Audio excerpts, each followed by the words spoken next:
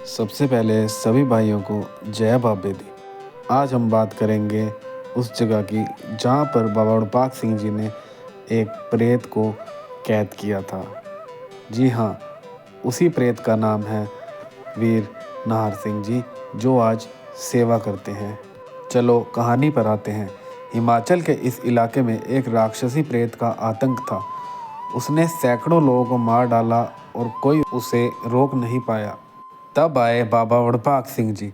अपनी शक्ति से उन्होंने उस क्रूर प्रेत को चुनौती दी और उसे एक लोहे के पिंजरे में बंद कर दिया। वही है वीर नाहर सिंह जी।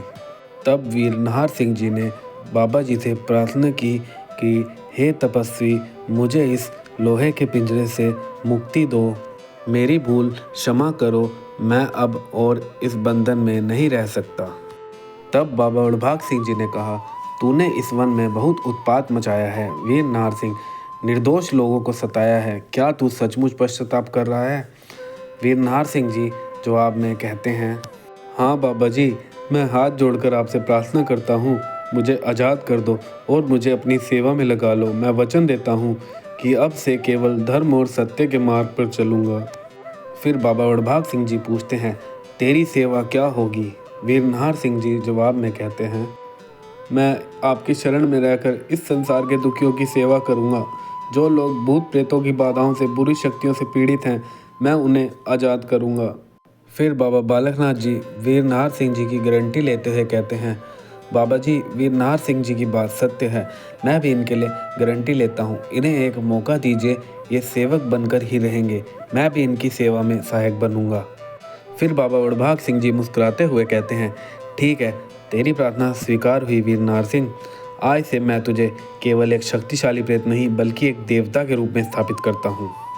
फिर बाबा वड़भाग सिंह जी अपनी शक्ति से पिंजरा खोलते हैं और वीर नाहर सिंह जी आकर बाबा जी के चरणों में गिर जाते हैं।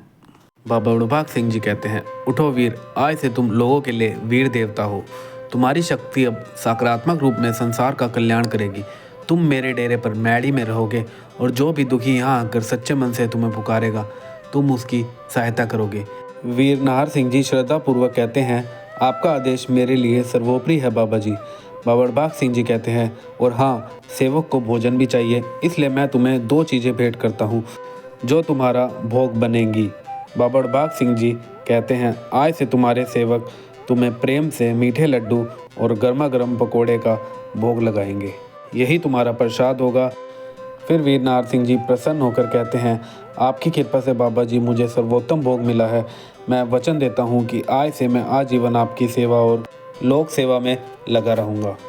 फिर वीर नाहर सिंह जी बाबा वड़भाग सिंह जी का और बाबा बालकनाथ जी का आशीर्वाद लेते हैं। दोस्तों, वीर नाहर सिंह जी आज भी डेरा बाबा वड़भाग सिंह जी में अपने भक्तों की पुकार सुनते हैं। वे भूत प्रेतों की बाधाओं से मुक्ति दिलाते हैं और लड्डू पकौड़े के भोग से प्रसन्न होते हैं। यह कथा हमें सिखाती है कि सच्चा पश्चाताप और सेवा का भाव एक बुरी शक्ति को भी देवत्व प्रदान करता है। सभी को एक बार फिर से जय बाबे दी। अगर वीडियो पसंद आया हो तो लाइक करें, कमेंट करें और चैनल को सब्सक्राइब करना ना भूलें।